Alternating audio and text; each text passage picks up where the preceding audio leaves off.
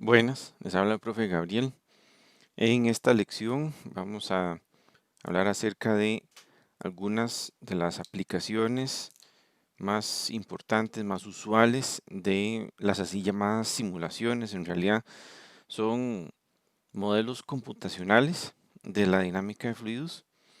Entonces, dado que esto es una lección dirigida a un primer curso de mecánica de fluidos de nivel universitario, simplemente vamos a mencionar eso, las aplicaciones usuales para este tipo de métodos computacionales y al final se va a hacer una sinopsis acerca de los métodos actuales que más uso tienen para ello y los paquetes tanto comerciales como de licencia libre que se pueden aprovechar para estos efectos. En el caso de las secciones del libro que tienen exactamente esta misma intención, más de informar que de tratar de comprimir lo que es básicamente toda una especialidad en lo que es el modelado de dinámica de fluidos, se muestran precisamente las secciones asociadas al enfoque que se da a esta lección. En general, la mecánica de fluidos computacionales, las famosas simulaciones, como muchos quieren llamarlas, son soluciones numéricas a las ecuaciones diferenciales de la mecánica de fluidos.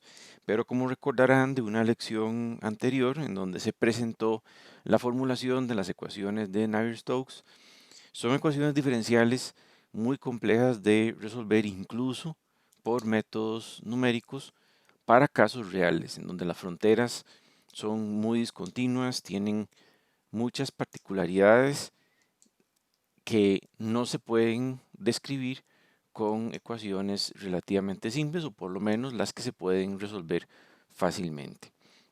Entonces, el enfoque general de los métodos computacionales para tratar de modelar algunos aspectos de la mecánica de fluidos, de la dinámica de fluidos, es discretizar el fluido, ya sea en mallas, como aparece en la imagen de la izquierda, o si no, se discretiza en partículas, como en la imagen de la derecha. Entonces, la diferencia entre estas dos es que una discretización por malla, los puntos, esas vértices de la malla, no cambian de posición, no hacen más que ser un punto de referencia relativo a partir de las cuales se calculan todas las variables de estado del fluido, temperatura, presión, velocidad, cualquiera de las propiedades que uno le interesa conocer o que intervienen, por supuesto, en las ecuaciones de comportamiento de los fluidos que apliquen para el caso. En cambio, en el sistema de partículas, igual divide el fluido en un montón de elementos discretos, pero ellos pueden moverse. Esa gota roja, por ejemplo, que ustedes ven ahí, que está inmersa en otro fluido, simbolizada con esas partículas azules. Cada una de ellas puede cambiar de posición en cualquier momento, de acuerdo, de nuevo, a las mismas ecuaciones de dinámica de fluidos, nada más que eso es un enfoque diferente. Esto es más apropiado como para casos donde tenemos fluidos en dos fases, una interacción de un gas con un líquido, una espuma con un líquido, ese tipo de fenómenos. El caso es que eso es lo primero. No podemos dividir el fluido en partículas infinitesimales. Tenemos que dividirlo en suficientes partículas para que la solución tenga resolución suficiente, pero que tampoco sea tan grande ese sistema de ecuaciones que no se pueda resolver en un tiempo prudencial en un computador. Entonces, recuerden que esas ecuaciones que hay que resolver son las de continuidad y las de conservación de la cantidad de energía, que aquí hay un pequeño recordatorio de qué es lo que significan. Vean que estas son simplemente las ecuaciones del fluido en particular, estas no son las ecuaciones de las fronteras. Habría que preparar unas especiales para las fronteras para acoplarlas con las ecuaciones de todos los demás partículas ya de fluido real que están circulando por ahí. A estas dos ecuaciones, que son las básicas de los fluidos, habría que agregar, si procediera, por ejemplo, otras más para conservación de la energía calórica, porque esa ecuación de conservación de energía se refiere a la energía cinética, a la energía mecánica, y no toma en cuenta los cambios de temperatura que pueda haber, para empezar, por fricción viscosa, por un lado, pero sobre todo los que son ya mucho más grandes, como por ejemplo un proceso de combustión o simplemente un proceso en contacto con una frontera calentada, una frontera enfriada que puede ser que le cambie la densidad o en algunos casos puede cambiar algunas otras propiedades como la viscosidad. Entonces, estas ecuaciones, como tienen tantas particularidades, tienen varias derivadas parciales, algunas de orden 2 y están ahí presentes, entonces los algoritmos de solución son bastante más complejos de lo que sería, por ejemplo, para resolver las ecuaciones de transferencia de calor, cuando es movimiento de energía en un sólido. Entonces, todo eso lo complica. No solo es un juego de ecuaciones complejas, sino que ellas mismas están más o menos incompletas. Por ejemplo, si estuviéramos resolviendo el comportamiento de un gas a estas dos ecuaciones, tendríamos que agregarle por lo menos la ecuación de gas ideal, o sea, cómo cambia su densidad con la temperatura o viceversa, dependiendo cuál es el fenómeno que estemos analizando. Entonces, esta particularidad pues también tiende a complicar el proceso. Toda la idea de un método de simulación, por llamarlo de alguna manera, aunque no es una simulación, es nada más un modelo matemático que puede estar equivocado, es porque queremos saber algo del fluido. Queremos conocer, por ejemplo, la distribución de velocidades o la distribución de presiones que está sufriendo un cuerpo, o mejor dicho, el fluido que rodea el cuerpo. Puede ser que se ocupe algo más que eso, no solo presión y velocidad, pues que queramos conocer las cargas viscosas exactas, los cambios de entropía, algún aumento o disminución de la temperatura en diferentes zonas, alguna medida del grado de turbulencia del fluido por cuestión de procesos de mezcla o generación de ruido, diferentes razones puede ser que nos lleven a querer calcular pues otras variables de estado, además de las convencionales de presión y velocidad, que son con las que uno normalmente tiene que trabajar. Por supuesto, cuando uno tiene un caso real, y fue precisamente con lo que abrí esta lección, el problema principal que tiene es que las fronteras que da un problema real, una aplicación real, como ese intercambiador de calor que tenemos ahí, ¿verdad? Que básicamente es un tanque alimentado por una tubería que viene perpendicular, pasa por unos tubos ahí que apenas se ven, como decir, en color rojo, y se descarga por la otra tubería inferior derecha.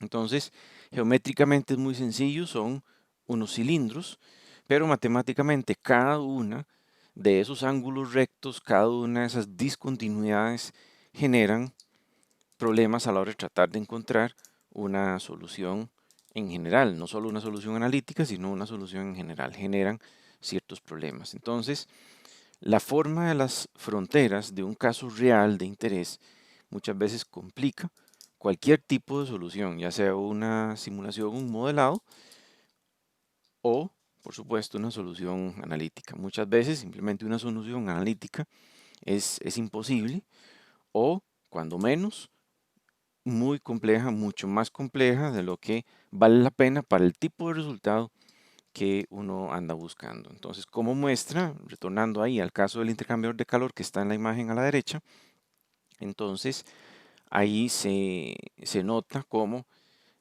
el movimiento del fluido, según el modelo numérico, es extremadamente complejo, casi que caótico, y precisamente ecuaciones analíticas, o sea, una solución analítica estaría muy difícil que tuviera esa forma así tan caótica, tan aparentemente aleatoria como la que aparece ahí. Entonces, de ahí que simplemente las soluciones teóricas para casos reales como este simplemente no son una opción. La otra necesidad que nos lleva a hacer simulaciones o aplicar modelos es que por supuesto que es mejor hacer experimentos para medir las cosas exactamente, pero no siempre un experimento, a pesar de que puede ser que sea muy costoso o lo que sea, no siempre un experimento va a poder siquiera dar los datos que uno quiere. Por ejemplo, si ustedes tienen una maqueta, como la que ustedes ven de dos edificios, una maqueta que mide apenas, por ejemplo, unos 12, 10 milímetros de altura, no van a poderle instalar a esa maqueta 14 o 15 o 28 diferentes sensores de presión. Imagínense lo que sería tratar de hacer en cada uno de los agujeritos que aparecen en esa imagen, tratar de instalar un sensor de presión. Entonces eso generaría un costo y por supuesto esos 14, esos 28 sensores no van a hacer nada en términos de resolución en comparación con poder tener una distribución completa. Incluso algo tan complejo con 30, 50 sensores, son solo 50 mediciones, no, por ejemplo, miles de datos de velocidad o de presión que nos podría dar un modelo numérico, aunque sea menos exacto. Entonces, esa es la otra razón por la cual hay que aceptar a veces la imprecisión de un modelo numérico de mecánica de fluidos, de un fenómeno de dinámica de fluidos. Un asunto de costo, un asunto del tiempo que uno necesita para configurar el experimento, hacer las mediciones y por supuesto también la de que si es con resolución suficiente, por ejemplo, un perfil de distribución de presiones o una distribución de vorticidades. En un edificio tan pequeñito en esta escala, no se podría poner, por ejemplo, un sensor cada milímetro. Simplemente se volvería un ejercicio absurdo de que sería nada más un cúmulo de sensores que no se parecería en nada al edificio real, que es finalmente lo que uno está tratando de modelar. Entonces, en general, ese es el punto de partida. Generar un modelo geométrico, claro, no del edificio o del avión, sino que recuerden que, como estamos hablando de un fluido, lo que hay que dibujar no es el edificio o el avión, es lo que hay que dibujar es el fluido. Hay que dibujar el fluido alrededor del avión o el fluido que está alrededor y dentro del edificio. Entonces, aunque en un principio uno podría pensar, bueno, eso es fácil, uno tiene una frontera y nada más le resta el edificio, pues sí, pero no. Hay algunos paquetes de dibujo que eso es relativamente fácil, pero no necesariamente lo que resulta en ese archivo, en ese formato particular que tiene, lo va a poder procesar necesariamente bien el programa que aplica las fronteras y que resuelve el sistema de ecuaciones para ese, ese modelo del fluido. O sea, hay que a veces dibujar el fluido mismo. Después de eso, dependiendo de qué paquete uno está usando, entonces escoge qué ecuaciones son las que aplican, si aplica para un gas, si aplica para fluido incompresible, si la viscosidad tiene que variar, si es constante, qué pasa con la densidad, cuánto vale, qué pasa con todos los parámetros físicos de ese fluido y sobre todo si tenemos más de un fluido interactuando, pues de nuevo, qué pasa con las fronteras. Entonces, ese es el segundo paso, escoger cuáles ecuaciones de estado son las que están involucradas. Después de eso, entonces, se discretiza el fluido, se divide en partículas o se hace una malla de ese fluido y a esa malla se le aplican las ecuaciones simplificadas. Entonces vean que esos dos pasos que están encerrados en azul, a veces hay algunos paquetes que le permiten a uno escoger o intervenir en esas etapas. En otros, no, en otros está automatizado y eso puede ser bueno porque no necesariamente todos van a tener formación suficiente para entender esos algoritmos especializados. En ese momento no van a tener, digamos, el tiempo de haber adquirido la experiencia en programación o en capacitarse, sino que nada más necesitan modelar algo. Entonces, a veces eso está muy automatizado. De nuevo, depende muchísimo del paquete en particular. El paso siguiente, ese sí, interviene el ingeniero, sin duda alguna, que es aplicar las fronteras. Bueno, ¿cuál aquí qué hay? Si hay una entrada a velocidad constante, si es una presión conocida, si es una frontera sólida, si es una frontera móvil, si es un suministro de fluido, a qué velocidad entra, por dónde sale, a qué velocidad sale, etcétera. Entonces, eso, ahí sí, nuevamente es el ingeniero el que tiene que hacer la selección, tiene que ser el usuario el que tiene que decidir qué parámetros aplica a la frontera o, como antes habíamos hablado, a las propiedades del fluido, los fluidos que están ahí involucrados. Después viene de nuevo otra parte automatizada, que es la solución del conjunto de ecuaciones. Y la solución va a dar ciertos datos, va a dar datos, básicamente un campo vectorial de velocidad y de presiones.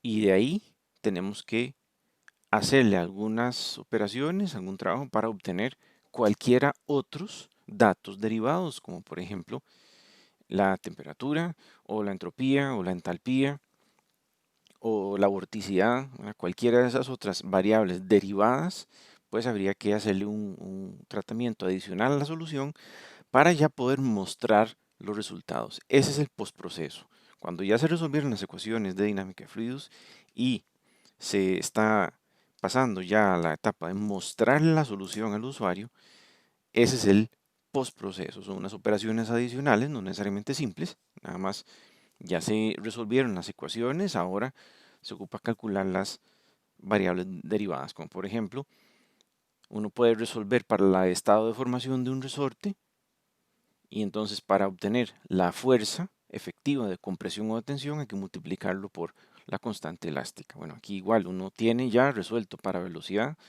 presión, entonces todo lo demás hay que calcularlo indirectamente a partir de esa velocidad y presión para cada punto en el fluido. De último viene entonces la parte más importante, que es la interpretación de los resultados. No solo ver el resultado, cuánto dio la presión y cómo uso eso yo para la pregunta que me necesitaba responder o el diseño que necesito hacer, sino qué tan bien estarán esos resultados, si son coherentes con lo que se espera que ocurra.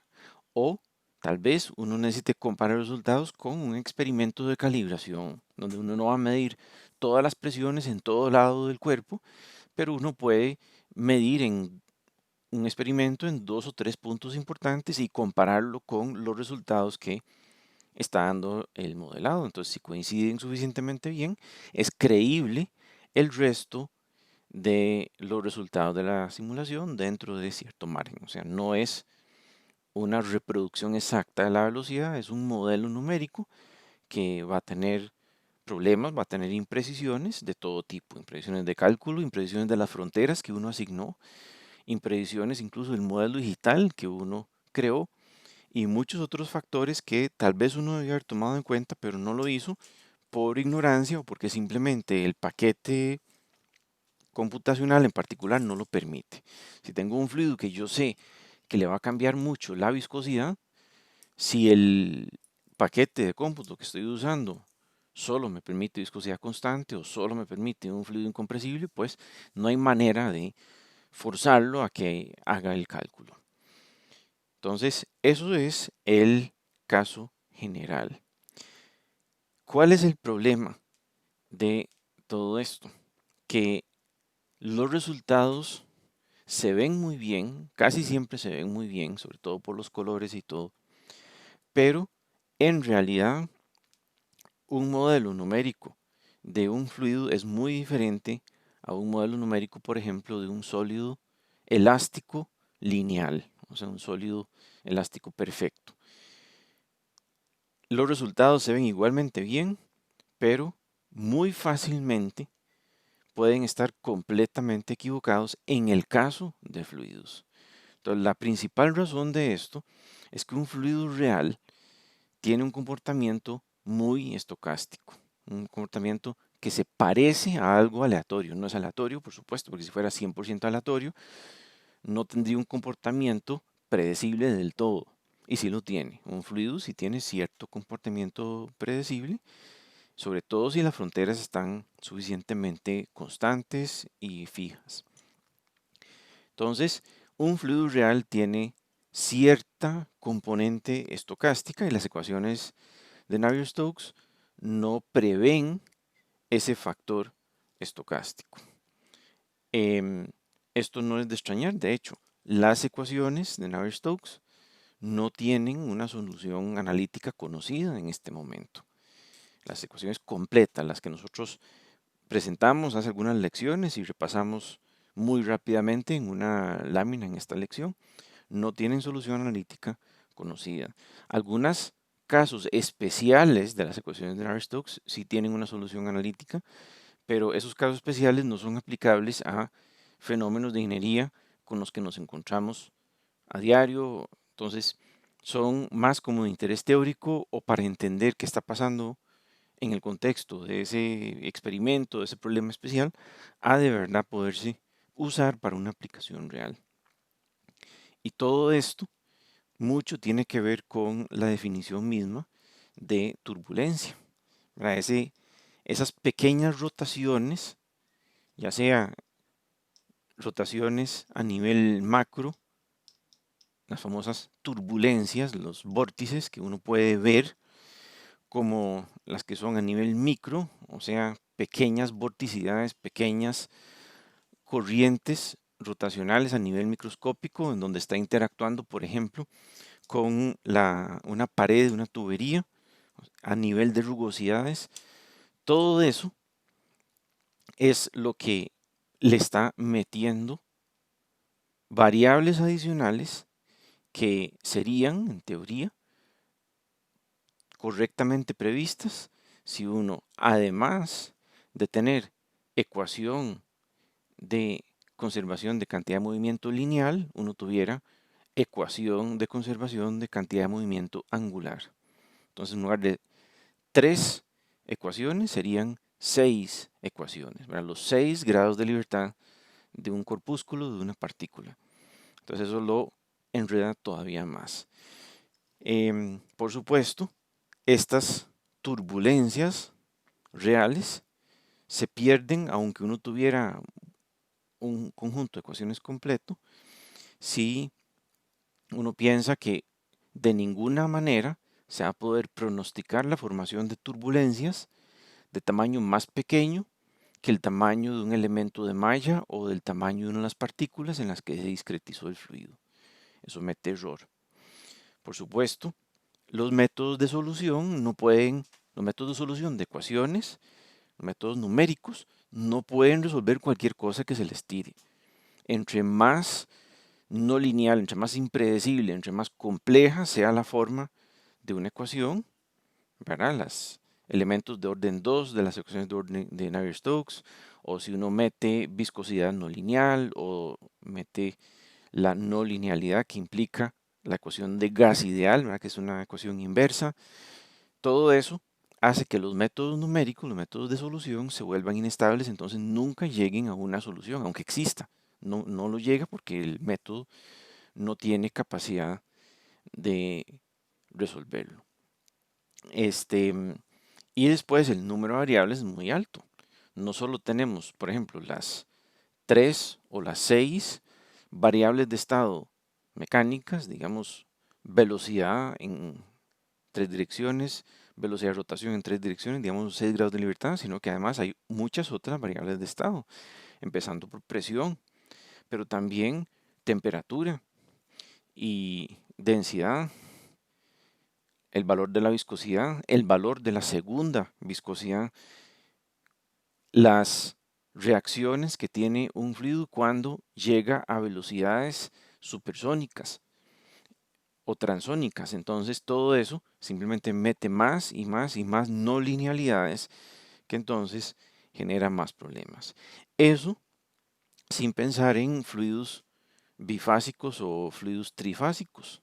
O sea, eso todavía antes de meter el efecto de capilaridad o tensión superficial, todas esas simplemente son variables de estado adicionales que generan sistemas de ecuaciones más complejos.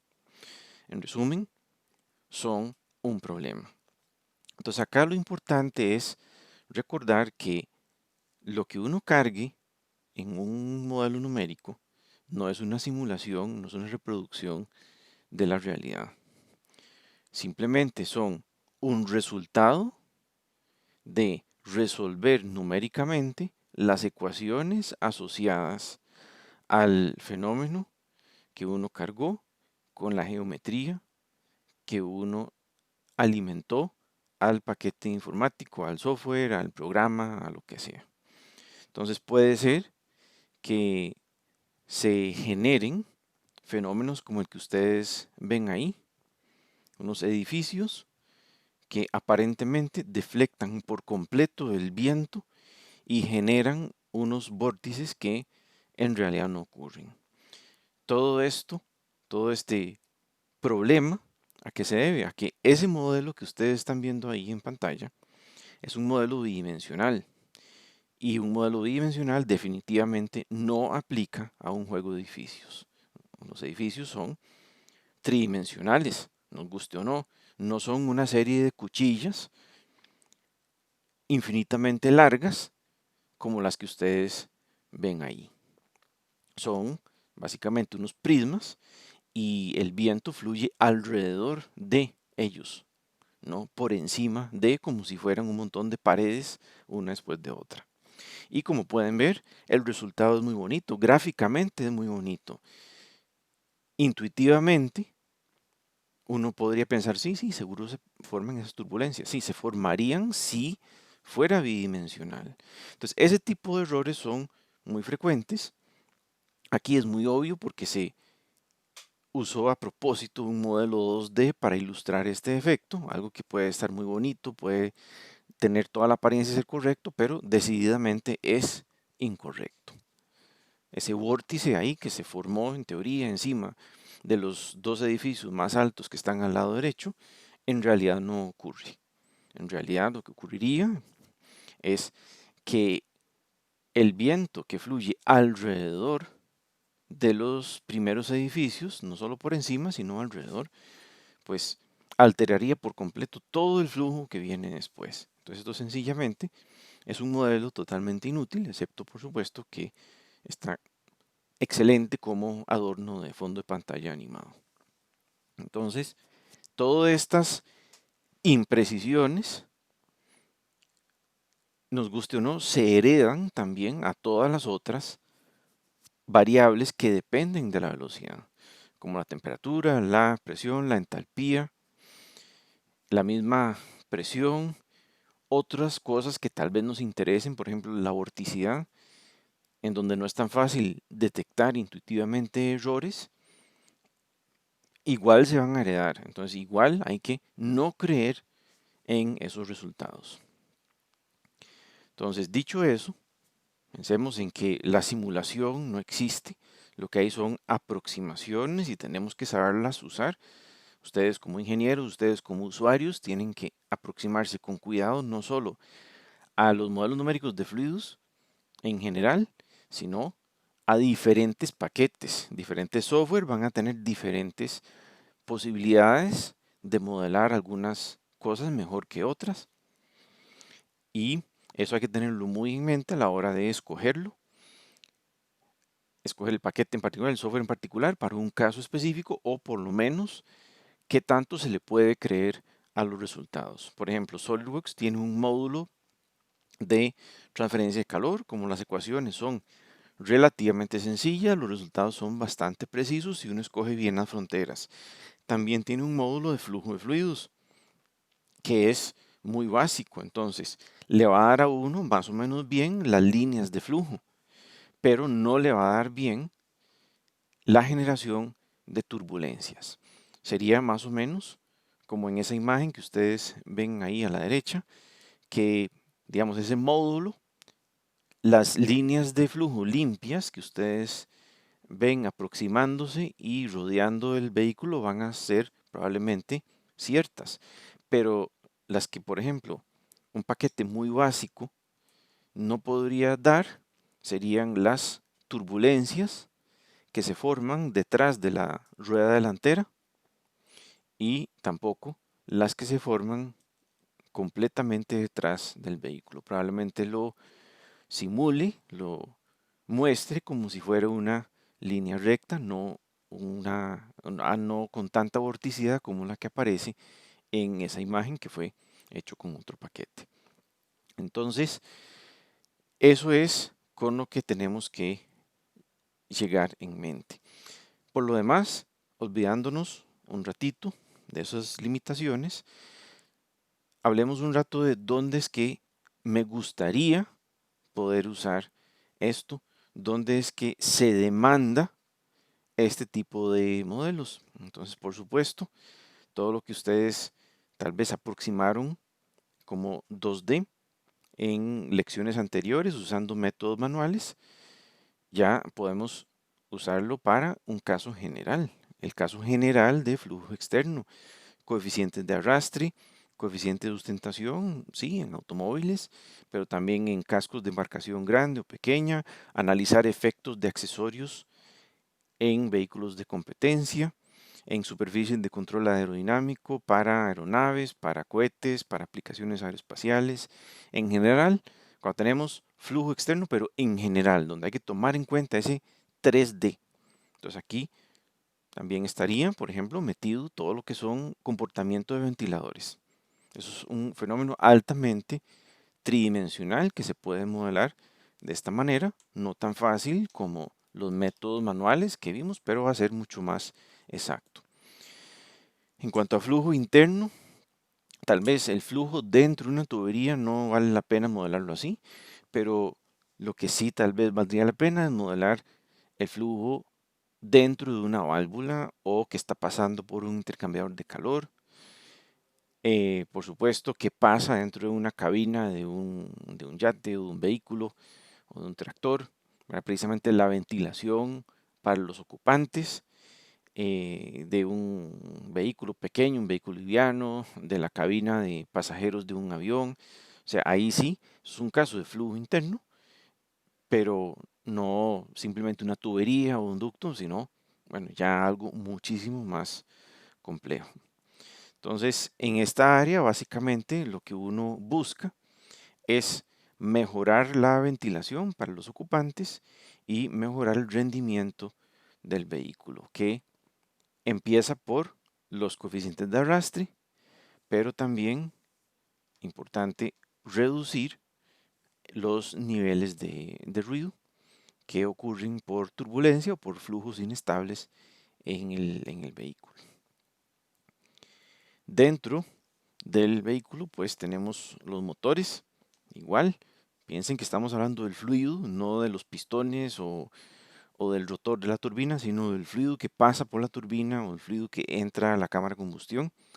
Entonces, ahí sí, en motores de combustión interna se ha trabajado muchísimo usando métodos de simulación para poder visualizar cómo es que el combustible se mueve dentro de la cámara, cómo se propaga la llama, cómo es el proceso de entrada o de salida de los gases frescos o los gases de combustión al cilindro, temperaturas, estados energéticos, todas esas cosas se pueden modelar por este método y son cosas que sería difícil o imposible de medir en un experimento. Entonces es la otra área donde esto se usa muchísimo, se ha usado muchísimo y continúa aplicándose para tratar de optimizar estas máquinas. Por supuesto, el caso más famoso de simulación por métodos numéricos, métodos computacionales, es en el caso aeroespacial, todo lo que son los ensambles completos de un cohete, de vehículos aeroespaciales, de aeronaves livianas, aeronaves pesadas, elementos especiales para aeronaves, estabilizadores, superficies de control, superficies de seguridad, o simplemente probar qué es lo que le pasa a un aparato de estos, a un cohete, a una aeronave, un avión, cuando entra en una situación de catástrofe, algo que sería o imposible o no muy significativo cuando se hace con un modelo a escala, y por supuesto sería muy peligroso y extremadamente costoso hacer una prueba a escala completa. Entonces ahí sí, esa simulación es infinitamente más segura y muchísimo menos costosa que una prueba física real. Entonces aquí hay aplicaciones para tirar para arriba, no me voy a extender más en esto porque es bastante evidente por qué es que esto es útil y de interés para nosotros. Por supuesto, en el área de deportes también es de los casos sonados, muy visibles, no solo en el comportamiento de pelotas, de balones, de elementos como, de nuevo, una embarcación, una tabla de surf, los cascos de los ciclistas, el movimiento de una bicicleta, de un ciclista completo montado en su bicicleta a través del aire, todas esas diferentes aplicaciones sin meternos en lo que son vehículos de competencia, que es todo otro campo también, donde es útil y aplicable.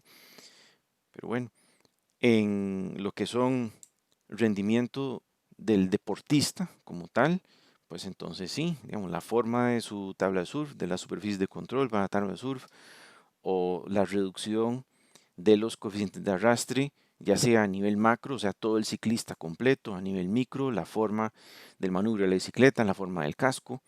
Básicamente es eso, garantizar control, reducir fuerzas parásitas como eso, las cargas de arrastre. Sin olvidar la ventilación, que al fin y al cabo también influye en el rendimiento de un atleta. La ventilación, la respiración, que en casos son diferentes conceptos.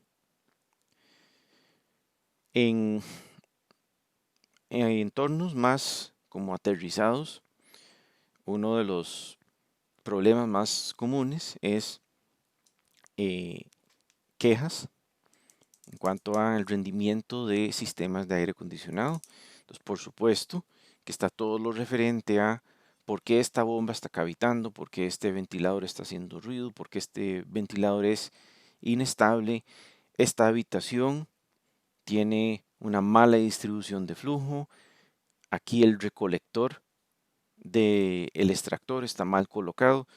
Hay un montón de problemas, hay un montón de quejas, problemas técnicos, quejas personales que están relacionadas a la operación de máquinas que mueven fluidos. Y por supuesto, aparte de la parte de rendimiento de la máquina misma, o sea, analizar un ventilador, una bomba o algo por el estilo, pues está también cómo están afectando un proceso, ¿no? Cómo se extraen los gases de una cocina, cómo se alimenta el aire acondicionado de un recinto, una sala, un auditorio, dónde se están haciendo una acumulación de aire caliente o de aire muy húmedo en una fábrica, en un teatro, en un cine. Entonces ahí ese es otro sector de trabajo muy grande en el que esto pues encuentra muchísima aplicación. Aquí tal vez lo más laborioso es encontrar un modelo geométrico suficientemente elaborado del recinto o del rotor de la bomba o de las aspas del ventilador o lo que sea, como para que los resultados del modelado numérico tengan un cierto sentido. Entonces acá se puede notar de entrada que las ecuaciones que se usaron para modelar ese fluido en esa imagen no son completamente precisas. De hecho, no son rotacionales. Vean que no se está modelando cada pequeña turbulencia. Se asumió fluido incompresible, pero eso es más que suficiente para dar una idea importante de cómo está distribuido el flujo. No lo va a hacer con precisión exacta, pero no es lo que se busca. Lo que se busca son esos vectorcitos que están ahí graficados muy conveniente, como en qué dirección en general van. No importa que cada una de esas flechitas tenga el 60% de la velocidad que deberían tener. Lo que importa es cómo está distribuido. No importa que no modelamos hasta la última turbulencia o la última rugosidad de los asientos. Vean que ni siquiera las personas están modeladas como persona. Las personas ahí están modeladas nada más como un prisma. No se diga que sea de Roblox.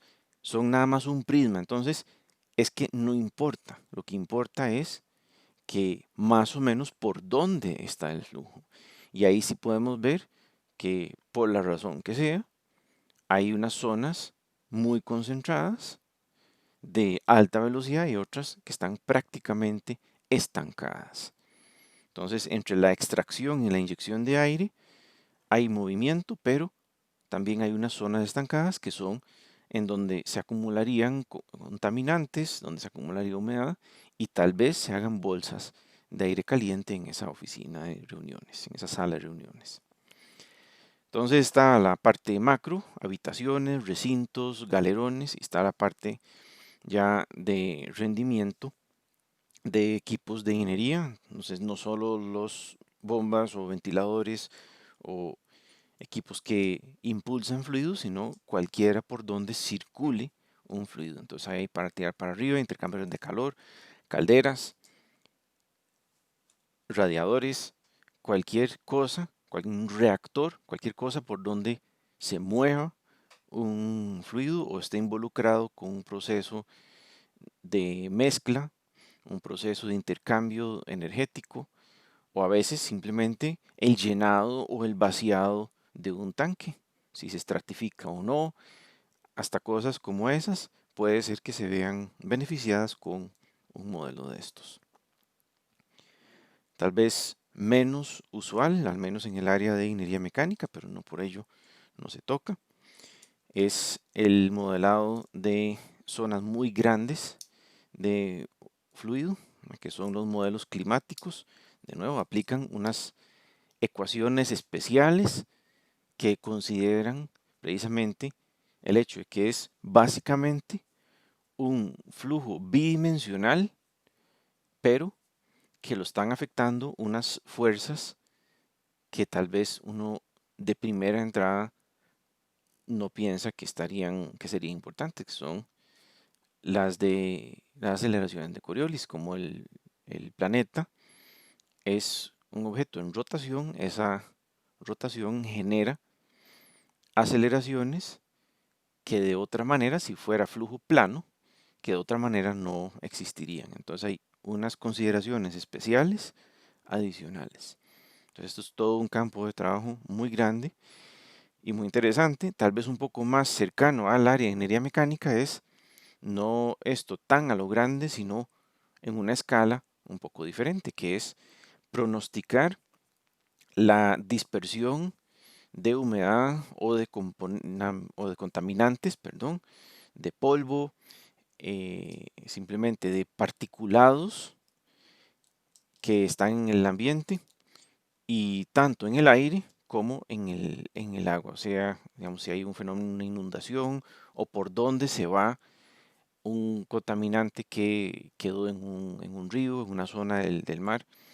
Entonces, en ese sentido, pues también esos modelos no son tan grandes como un modelo climático, pero tampoco tan pequeños como modelar una habitación o un sistema de bombeo o un ala de un avión. O sea, esto es como una escala intermedia y de nuevo orientado sobre todo a viento, pero obviamente podría aplicarse también a fenómenos de movimiento de agua en terrenos.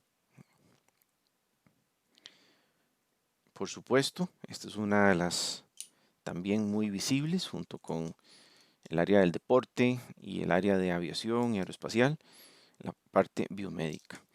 Acá no es tanto la dificultad en modelar el fluido mismo, eso en realidad es como decir un flujo interno en una tubería o en un tanque.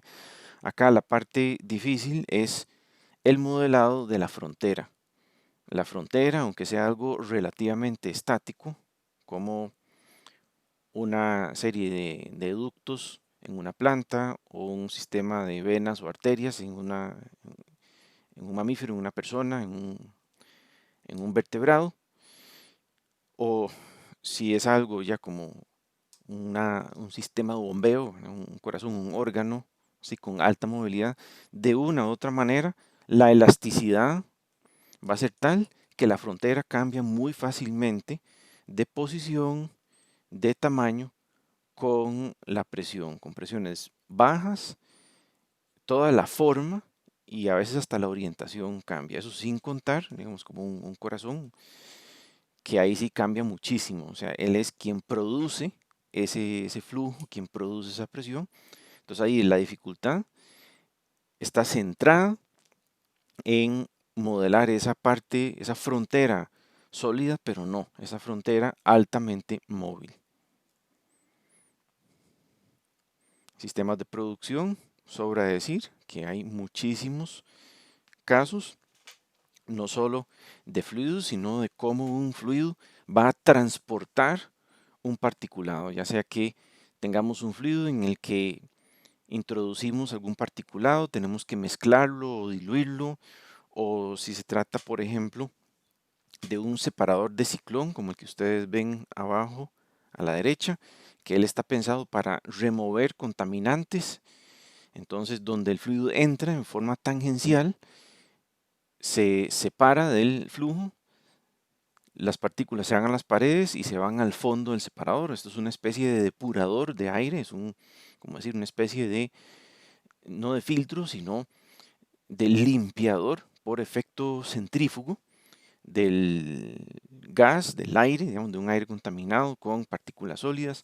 El asunto es que el fluido está llevando partículas, ya sea una partícula que queremos usar para algo útil, por ejemplo, en la imagen de la izquierda completamente, lo que tienen es un horno de gasificación, entonces uno introduce las partículas, en este caso de carbón pulverizado, uno los introduce y tienen que llegar a la cámara de combustión para entonces quemarse. Entonces ahí queremos transportar esas partículas de la manera más efectiva posible y que estén bien mezcladas con el aire de combustión para que sea lo más efectivo ese horno de gasificación en ese caso. Entonces a veces uno quiere separarlas, a veces uno quiere mantenerlas a flote, a veces uno quiere mezclarlas. Hay muchísimas diferentes aplicaciones en donde uno quiere ver cómo interactúa un fluido con esas partículas. Siguiendo en lo que es producción, por supuesto que todo lo que es el proceso de inyección y moldeo en realidad de cualquier material, pero sobre todo plásticos, es un fluido muy complejo, es un fluido que va a estar perdiendo energía y va a solidificarse. Entonces, no solo se va a solidificar, sino que antes de que llegue a ese momento, seguramente va a cambiar su viscosidad. También va a haber, en algunos casos, cambios de densidad. Si la temperatura es muy alta, puede ser que se generen cámaras de gas. Entonces, hay un montón de fenómenos que se alimentarían muy bien de la posibilidad de hacer una simulación, un modelado para que, aunque no vaya a ser totalmente exacto, le van a dar una idea de más o menos, bueno, por dónde va a perder más energía, qué lugar se va a enfriar más rápido, qué lugar se enfría más lento, donde puede ser que se me formen burbujas de gas, no porque le muestre a uno la misma burbuja, sino que uno mismo detecta zonas muy calientes o zonas más bien muy frías, donde puede ser que no se llene bien el molde porque se enfrió demasiado rápido y uno no lo tenía así previsto, o lugares más bien donde el molde se calienta demasiado, entonces va a dañarse si se usa una y otra vez con esa sobretemperatura. Simplemente hay muchísimas diferentes aplicaciones en donde uno puede querer modelar el fluido o la interacción de un fluido con algo que, aunque no sea un sólido, digamos, es un sólido que puede cambiar un poco de forma, como esas botellas que es un golpe de presión la que las infla dentro de molde. Ese fluido, esa interacción entre el fluido y el plástico que va a formar la botella, pues va a resultar en diferentes espesores, en diferentes lugares de esa botella y por ende en una calidad diferenciada, tal vez nocivo, tal vez no, una calidad diferenciada en la uniformidad del espesor de paredes. Devolviéndonos a los procesos de enfriamiento. Vean que esto es muy parecido en términos de geometría a el flujo en una habitación, solo que no es un flujo en una habitación, es un flujo que es para enfriar, pero dentro, en este caso, de un servidor, en donde ahí se ve los disipadores de calor para los diferentes circuitos de ese servidor, los discos duros que están en el puro frente, y nos interesa pronosticar no solo a qué velocidad pasa el fluido por cada una de esas diferentes zonas, sino cuál será la mejor localización para los abanicos, qué velocidad, qué cambio de presión ellos deberían generar y también cuáles serían, por ejemplo, potenciales modos de falla. Si se saca unos discos duros, bueno, ¿qué pasa? Alguien se queda sin ventilación. Si el disco duro es demasiado grueso o si hay un cablerío delante de ese servidor, ¿cuánto se nos bloquea ese aire? ¿Es un problema? ¿No es un problema? De nuevo, es una cuestión aquí principalmente de velocidades, tal vez un poquito menos importante, niveles de turbulencia, ¿verdad? Entre más turbulento algo, mejor transferencia de calor, pero también vamos a tener mayores niveles de ruido, mayores pérdidas de presión. Entonces, en ese sentido, es como un equilibrio entre uno y otro.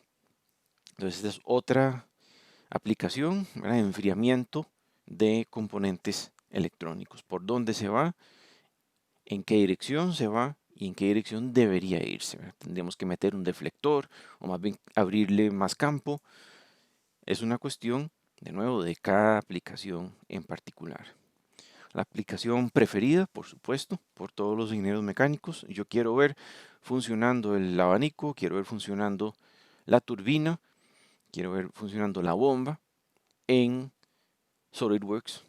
Bueno, no siempre se va a poder con software sencillo, pero eso no quiere decir que el método no se preste para ello. Como pueden ver acá, se puede ver directamente el patrón de flujo que se sigue. Esto no porque necesariamente en realidad eso es lo que va a ocurrir, sino que es una guía para uno saber dónde pueden estar las zonas en donde se están generando las ineficiencias o se está generando un ruido inesperado, qué zona de las aspas puede ser que esté generando un brinco de presión, que entonces es un problema que va a reflejarse en una ineficiencia adicional. Vean que no es un asunto de reproducir exacta la realidad, porque primero no se puede, segundo no es lo que se busca. Uno lo que busca es una respuesta. ¿Por qué este abanico hace más ruido de lo que debería? ¿Dónde está el problema que resulta en turbulencias que hacen que haya pérdidas de energía? De nuevo, ruido. ¿Cuántas aspas tengo que usar? 7, 139. ¿Por qué sí? ¿Por qué no?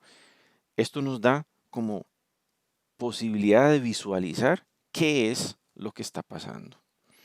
Acá, como pueden ver, en comparación con el modelo de la lámina pasada, está muchísimo más preciso el modelo de turbulencia, o sea, está modelando mucho mejor la turbulencia, pero era porque en este caso, como son rotores muy grandes, son rotores de más de 30 metros de diámetro, que están instalados supuestamente en el mar, entonces sí era muy importante saber qué distancia mínima había que dejar entre uno y otro de esos dos generadores eólicos para que la estela de uno, en caso que termine afectando o en línea con otro, qué tan lejos tiene que estar para que no afecte del todo, incluido algo tan relativamente menor como los niveles de turbulencia.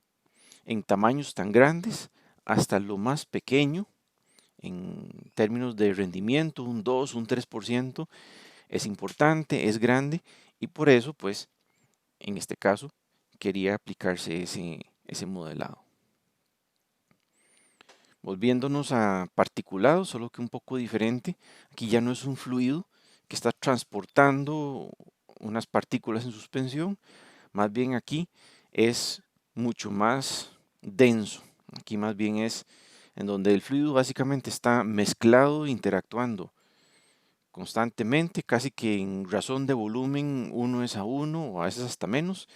Básicamente es un proceso en donde tenemos un particulado, un polvo, granos de arroz, granos de trigo, lo que sea, que están en una especie de suspensión un poquito más separados por el movimiento de fluido. Eso se llama un lecho fluidizado. Entonces, esos grupos de partículas, incluso hasta granos de arena, pueden comportarse así, se comportan como un fluido. ¿Por qué? Porque el aire o el agua que se está inyectando constantemente, típicamente de abajo para arriba, lo mantiene comportándose como un fluido, mantiene las partículas separadas unas de otras, y entonces eso permite que particulados que normalmente no fluyen o fluyen de manera muy lenta o muy difícil, entonces sí lo hacen,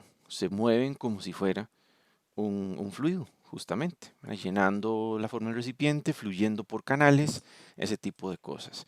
Entonces el comportamiento de estos particulados fluidizados, no es que ellos son un fluido, sino que están mezclados con fluido suficiente para que se comporten como tal, también es muy importante en procesos industriales y también en procesos, por ejemplo, de pronóstico de arrastre por erosión en cuencas de ríos o en el pronóstico de movimientos de contaminantes cuando hay derrames de este tipo, derrames de particulados. A todo esto, siempre he mencionado el fluido y a veces que el fluido interactúa con alguna otra máquina, con un rotor de un ventilador, que con el intercambiador de calor, bueno, con las mismas arterias o las venas o lo que sea, pero no hemos hablado de qué es lo que pasa con modelar esa otra pieza. Y sí, uno puede tener acoplado un modelo del fluido con el modelo, por ejemplo, de mecánica al sólido, con el modelo elástico de el vehículo, de esa pieza, del balón, del casco del barco, ¿verdad? No solo casco de un motociclista, un ciclista, sino también precisamente como el fluido le genera un esfuerzo a la pieza, cómo la pieza reacciona deformándose a ese esfuerzo y al rato donde esa deformación ocurrió, cómo cambió entonces la reacción del fluido. Entonces, ese modelo acoplado, por ejemplo, fluido con sólido o fluido térmico, como un fluido le entrega energía a un sólido o como un fluido cambia de temperatura cuando lo afecta su interacción con una frontera o un proceso de combustión, algo así, pues obviamente también es muy complejo, pero también es muy útil. Hay que tener en cuenta que desde el puro principio hemos hablado de que hay fenómenos que no se reproducen bien con las versiones simplificadas de las ecuaciones de mecánica de fluidos que se usan en los paquetes contemporáneos de flujo de fluidos. Y eso no importa. Muchas veces no importa que no sea perfectamente preciso, porque lo que se busca son indicadores generales, no algo perfectamente preciso.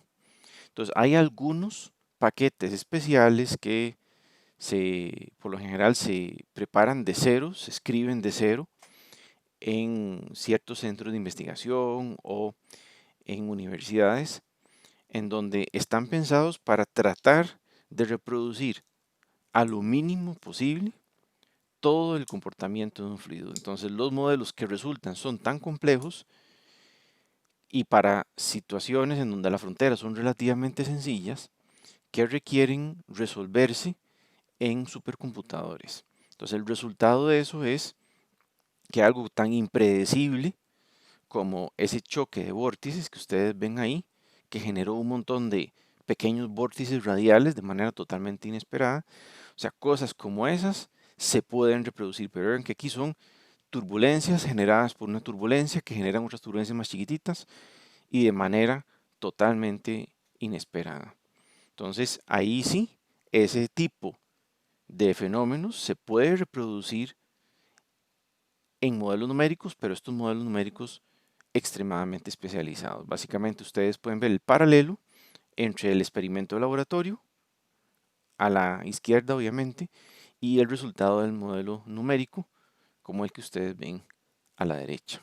Es que eso que dura varias horas, a veces cientos de horas, en computadores del orden de teraflops, o sea, en supercomputadores. Entonces, volviendo un poco a la realidad del día a día, los métodos numéricos, o sea, los software, están basados en alguno de estos métodos numéricos. Por supuesto, hay otros más que ustedes seguramente podrán encontrar muy rápidamente, pero estos son los que en este momento se usan más. No hay uno mejor, no hay uno peor. Durante algún tiempo se usó mucho el método de elementos finitos y el de volúmenes finitos. En este momento lo que se está aplicando es volúmenes finitos hibridizado con algunos de los otros que ustedes ven ahí, por ejemplo. Cada uno de ellos tiene sus ventajas, sus desventajas, aplicaciones para las que sirve bien, otras para las que no tanto. Acá, antes de hablarles de los paquetes de cómputo más usados en este momento, porque eso cambia muy rápido, vamos a hacer un resumen de más o menos en qué consiste cada uno de estos métodos, muy rápidamente. El método de diferencias finitas lo que hace en concepto es que primero divide el fluido en una malla. Esa malla es fija, el fluido puede estarse moviendo, pero la malla es fija.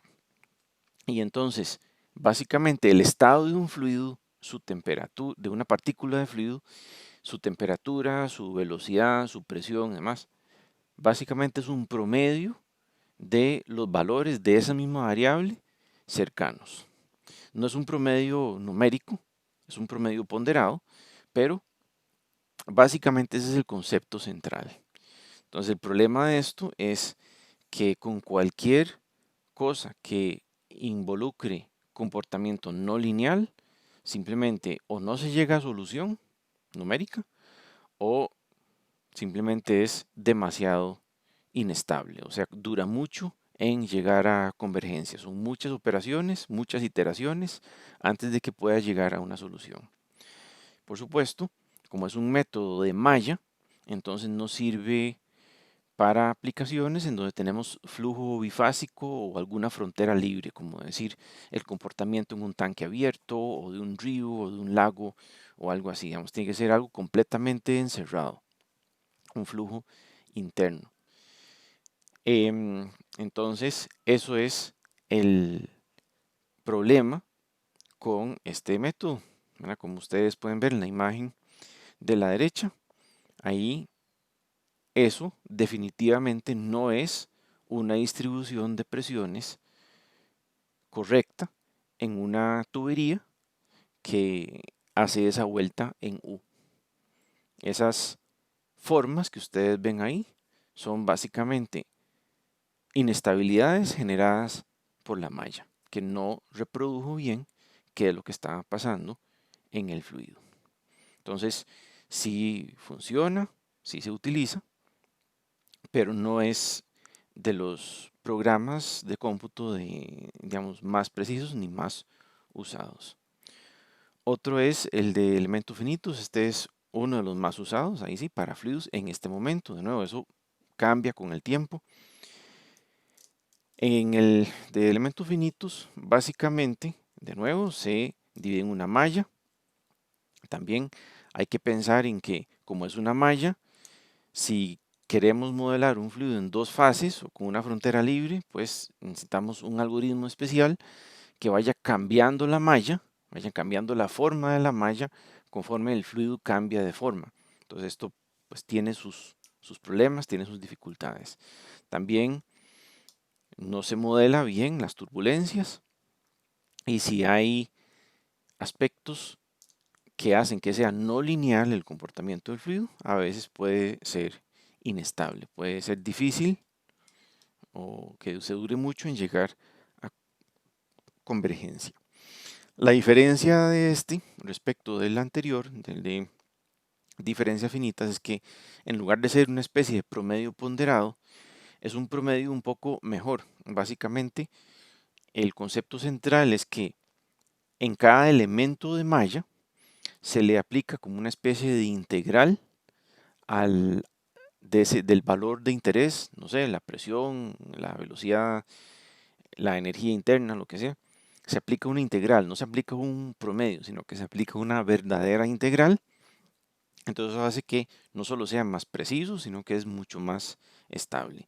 El método de elementos finitos se usa muchísimo, casi exclusivamente para todo lo que es modelado numérico de comportamiento de sólidos, sólidos elásticos, sólidos plásticos.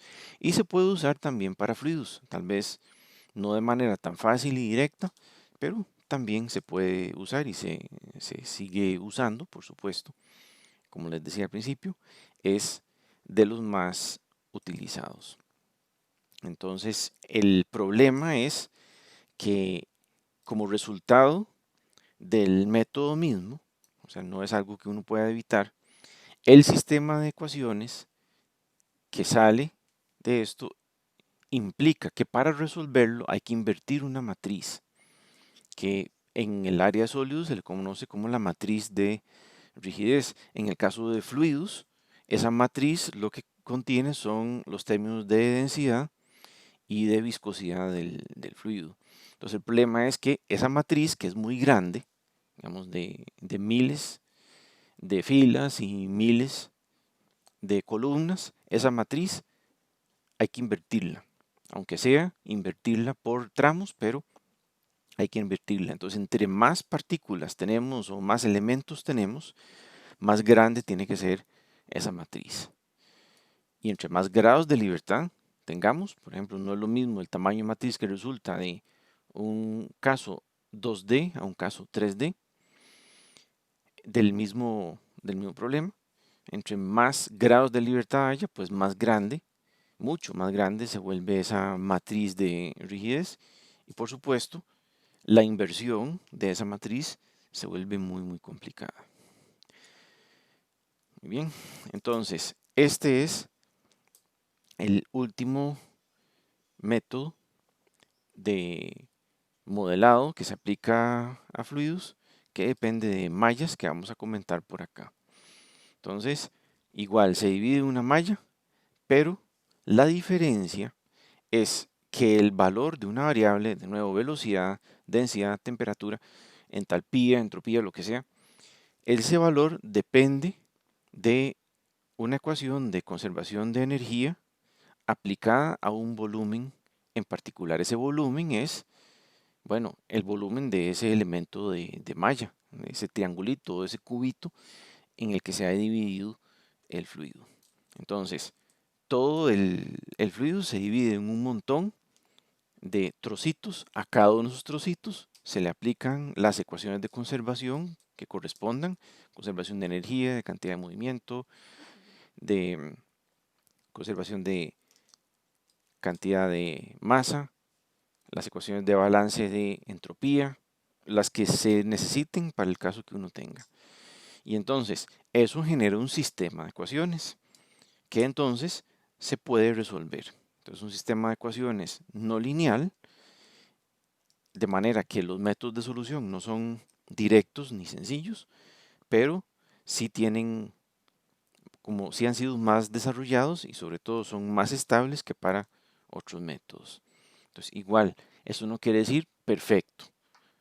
Igualmente, si es para un fluido bifásico, entonces se ocupa una malla móvil, una valla de frontera móvil, que es difícil de programar, y también lo afecta si hay fenómenos no lineales, o sea, si hay movimientos supersónicos, si la viscosidad es no lineal, todo eso puede tender a hacer inestable el método, entonces o no converge nunca o lo hace solo mediante iteraciones, digamos, un número muy grande de iteraciones. Entonces, básicamente, eso es lo que implica este método. Entonces, igual que otros, se requiere algún método de estabilización. Como pueden ver, entre los problemas que este método puede dar es que se generan como zonas de flujo inestable cuando en realidad no lo es. En la imagen de la derecha, ahí ustedes pueden ver que en el centro de ese ciclón, porque ahí lo que tenemos es un flujo rotacional, en el centro de ese ciclón, en donde se está dando la mínima velocidad que está ahí en azul, hay como irregularidades y eso tiene que ver justamente con que es inestable numéricamente, no que el fluido está siendo inestable, sino que es inestable numéricamente. Entonces muestra turbulencias que en realidad no están.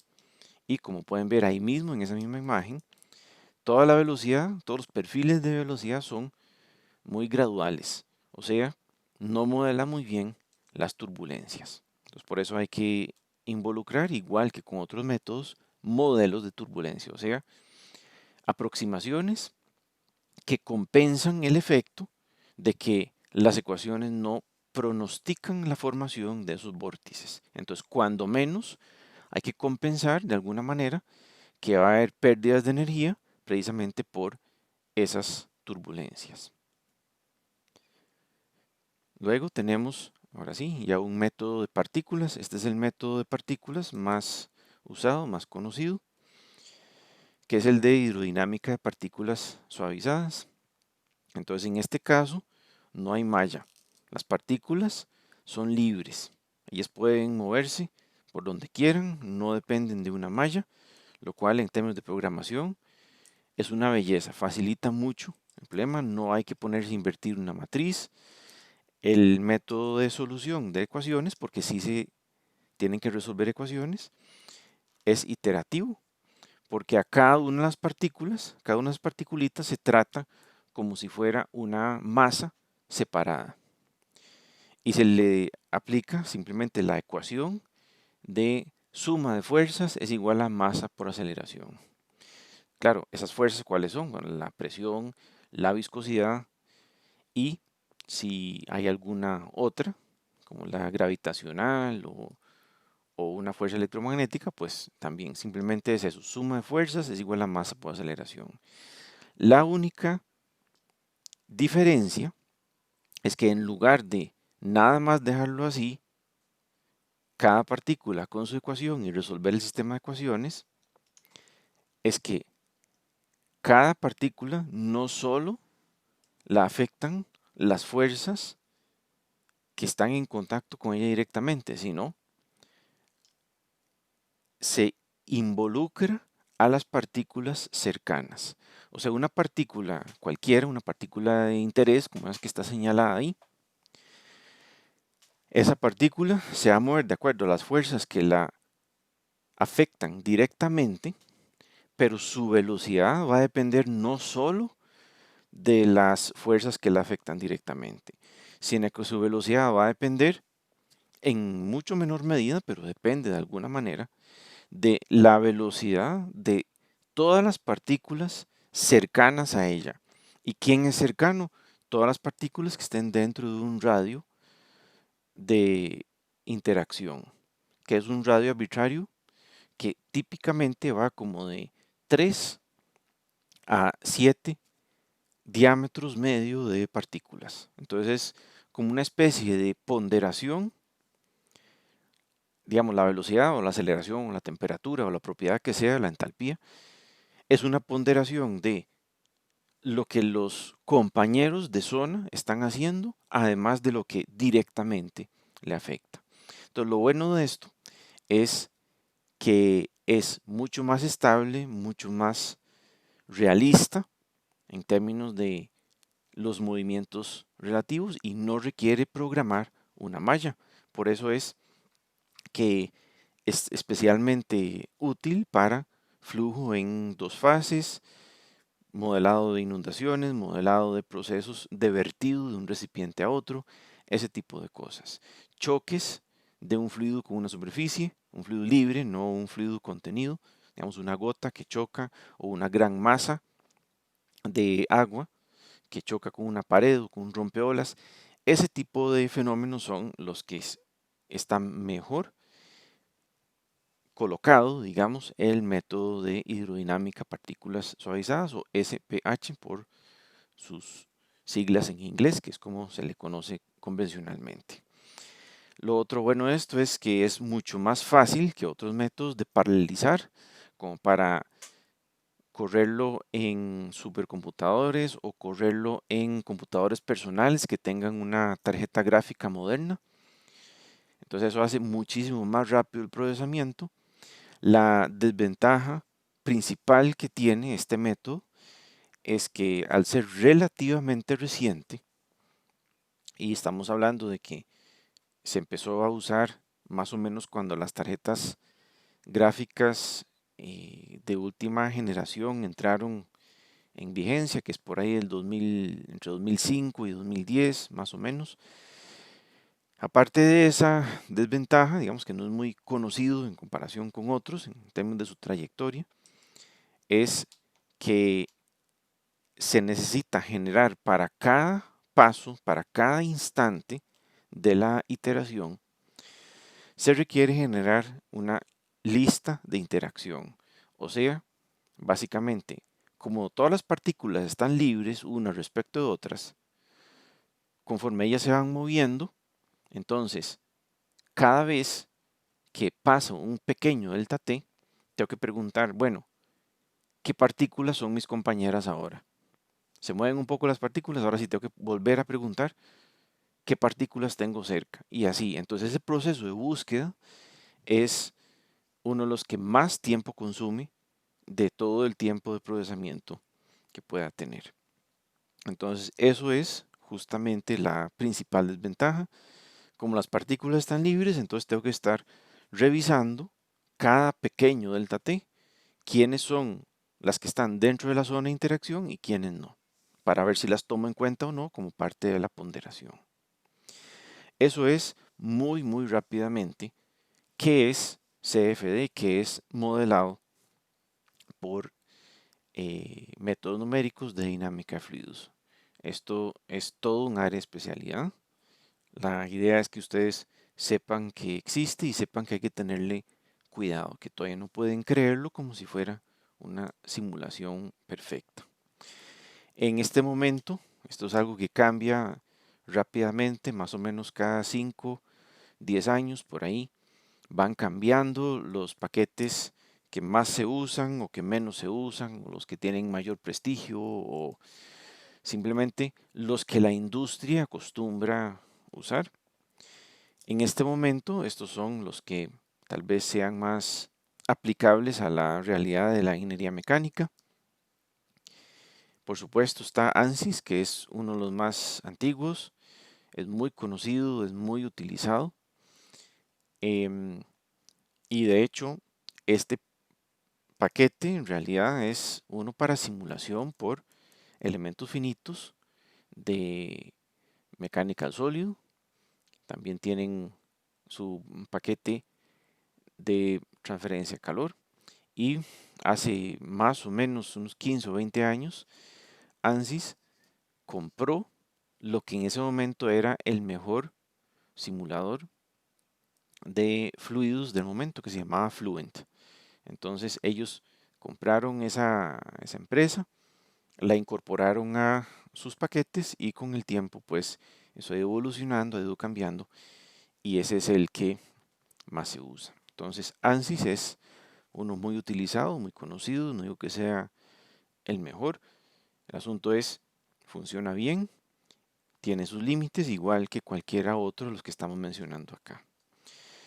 El que sigue, ahí es Mark y Mentat, es especial para aplicaciones no lineales, es muy costoso, la licencia es muy cara. Esto es básicamente para excepciones, no es para aplicación general. El primero es de ANSYS como para aplicación general. El tercero es un poco primitivo, ese Abacus, en términos de la interfase gráfica, pero son especialmente útiles para casos donde uno ocupa acoplar modelos, o sea, modelar muy bien la interacción entre un fluido y un sólido o la interacción o el intercambio de energía calórica de un fluido con una superficie, un elemento estructural, un elemento funcional, un intercambiador de calor, ese tipo de cosas. De nuevo, este es como de los de primera línea y es muy costoso. Entonces, de nuevo, es como para algo muy especial, algo muy específico. COMSOL es uno para aplicación general, es de bajo costo relativamente. En algún momento, digamos hace unos 5 o 6 años, estaba como haciéndole la competencia a ANSYS, pero de un tiempo acá se les ha visto que se ha estado refrescando menos, digamos que ha estado actualizándose menos en contraste con ANSYS, entonces han ido perdiendo un poquito del mercado, pero eso puede cambiar en cualquier momento. De nuevo, esto es un campo en donde los cambios son constantes. Por último, ese Flow 3D también es relativamente costoso, pero también es algo especializado para el área de turbomaquinaria, o sea, modelar todo lo que son interacciones dentro de un ventilador o un rotor de una bomba, interacciones con una turbina hidráulica, ese tipo de cosas. Este está especialmente pensado para eso. Y de nuevo, como esto estaba desarrollado originalmente para lo que eran turbinas para sistemas de generación hidroeléctrica, pues también han cuidado muchísimo la parte de modelado de flujo externo, pero pensando más en flujo en canales. Y por canales, no solo canales uniformes, bonitos, sino flujo en cuencas geométricamente muy complicadas, o sea, por un terreno real, el flujo que se mueve por un terreno real con todas sus escarpaciones, el transporte de sedimentos, de piedras grandes, de cuerpos grandes, ese tipo de cosas, ellos sí lo han cuidado muchísimo. De nuevo, esto es más como algo específico. Hay muchos otros, estoy seguro que habrá alguno importante que omití mencionar acá. No estoy tratando de mostrarles una lista completa, no es el propósito, pero sí es un hecho que uno necesita tener idea de cómo usar alguno de estos. ¿Por qué? Porque todos los demás se van a portar parecidos, los parámetros van a ser similares. Una apuesta sencilla para uno es aprender a usar ANSYS a sabiendas de que seguramente cualquier otro software futuro o presente va a tener características y problemas similares, porque los métodos que están detrás de cada uno de estos, si no son iguales, son muy parecidos. Y estos que ustedes ven acá, como muchos otros, son comerciales, o sea, hay una licencia detrás de eso, hay que pagar anualmente esa licencia en muchos casos, o se alquila la licencia por unas horas, por un tiempo definido, pero si quieren experimentar o si quieren utilizar paquetes de licencia libre, están otra vez muchísimos, estos son algunos, estos son dos. De hecho, grupos, uno es el que corresponde a método de diferencias finitas, que se llama OpenFOAM, y el otro es de ese grupo de Physics. Los dos es el mismo método de solución, lo que cambia es que uno es para que aproveche la GPU, además del CPU del computador, aproveche la GPU, la tarjeta gráfica, para ayudarse como una especie de procesador auxiliar para poderle llegar más rápido a la solución. Entonces, pero el algoritmo general es el mismo, por supuesto, el método matemático es idéntico. El asunto es que estos dos son de licencia libre. Entonces, el de OpenFOAM es muy completo, es sin duda alguna el mejor que hay de licencia libre en términos de que tiene muchísima capacidad para muchos diferentes casos. Es muy fácil, si uno tiene conocimientos de programación, es muy fácil hacer modificaciones. Por ejemplo, uno quiere introducirle una nueva curva de viscosidad para modelar un cierto fluido que no estaba previsto en el programa original. Es muy fácil hacer la modificación, porque en realidad OpenFOAM no es un programa, es un paquete de funciones, es una biblioteca de programación.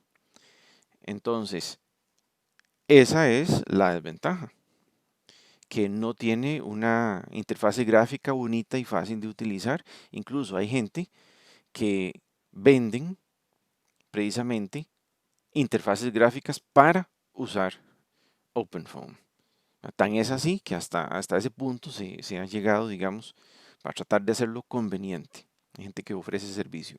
Pero si uno tiene la paciencia de lidiar con algo que tiene una interfase gráfica muy primitiva y lo que le interesa es obtener buenos resultados, o por lo menos poder cambiar cualquier cosa en ese programa, entonces esta es definitivamente la opción si uno quiere usar el método de volúmenes finitos. El equivalente, pero no usando volúmenes finitos, sino el método de hidrodinámica de partículas suavizadas, es ese que ustedes ven ahí, que se llama Physics. Entonces, de nuevo, es igual, es una muy buena biblioteca de programación para aplicación general. El problema son las interfaces de usuario. Son poco intuitivas, un poco tiesas, y básicamente uno no puede ponerse a dibujar ahí mismo en esa interfase el fluido que uno quiere modelar. Hay que básicamente importarlo de algún otro paquete, ya sea un paquete comercial o otro paquete de licencia libre. Hay que importarlo de otro lado para poderle aplicar las condiciones de fronteras. Como es de licencia libre y es open source, el código fuente de programación está disponible para modificación y compilación por parte de cualquiera.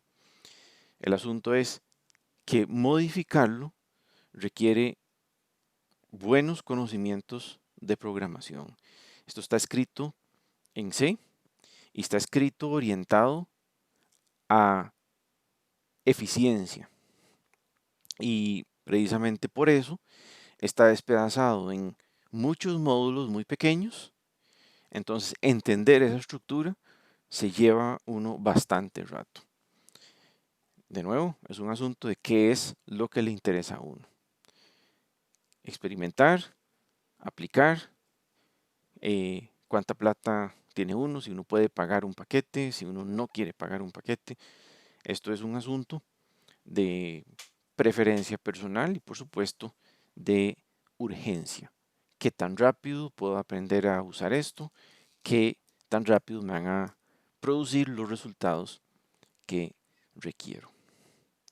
Por lo demás, sí les recomiendo que piensen en que siempre que vean un fluido, sea un juguito o un carro, ahí están nadando, se están moviendo las ecuaciones de Navier-Stokes.